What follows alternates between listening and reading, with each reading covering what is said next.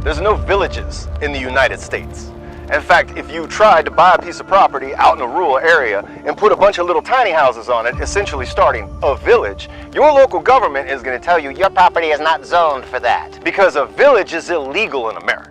People who live in the city with their infinite wisdom and make all the rules for those of us out in the country and the rural areas to abide by. They believe that the countryside must stay the countryside. So you'll find that if you do buy a plot of property out in the middle of nowhere, it's going to say that you can only have one house for 5 acres, one house for 10 acres. What business is it of theirs?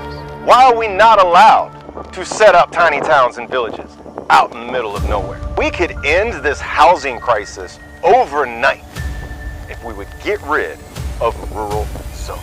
Now, we can have ordinances like you can't open up a coal-fired power plant out here, you can't have a toxic waste dump. That makes sense. But trying to tell me how many houses or what I can do on my property 30 miles from the city limits and 5 miles from any real neighbors,